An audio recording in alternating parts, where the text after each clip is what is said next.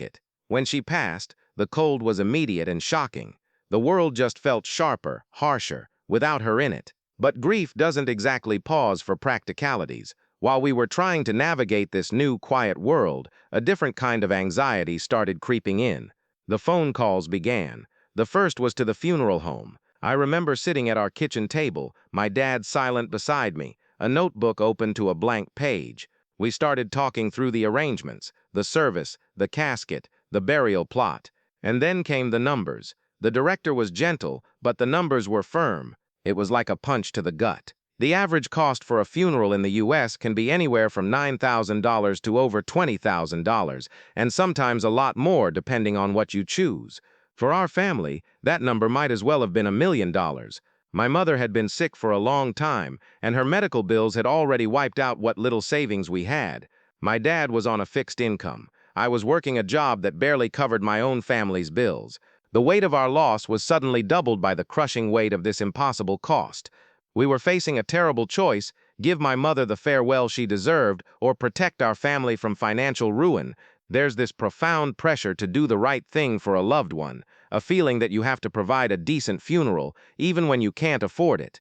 That pressure was eating us alive. Section 2, the impossible phone call. A few days later, my phone rang. The caller ID said it was the funeral director, Mr. Harrison. My stomach clenched. I was sure he was calling for a deposit, the one conversation I'd been dreading. I took a deep breath and answered. "Hello? Hi, I'm calling for the family of Maria," he said, his voice calm and professional. "I just wanted to give you an update on the arrangements."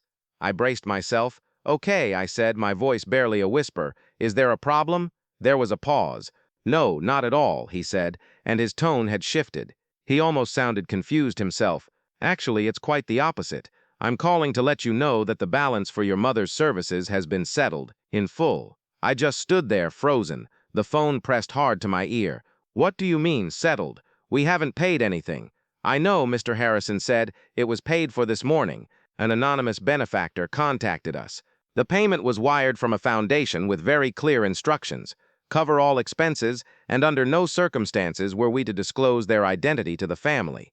I actually had to sit down. My mind was racing. Was this a mistake? Some kind of cruel scam? Who would do this? We didn't know anyone with that kind of money. Our circle was small, full of hard-working people just like us. It made absolutely no sense. I started peppering Mr. Harrison with questions, my voice rising with disbelief and a strange bubbling hope. Who was it? What was the foundation's name? Why? He held firm, just as he'd been told. "I'm truly sorry," he said, and he sounded like he meant it. "My hands are tied. All I can tell you is that your mother's funeral is completely taken care of. You and your family don't owe us a thing.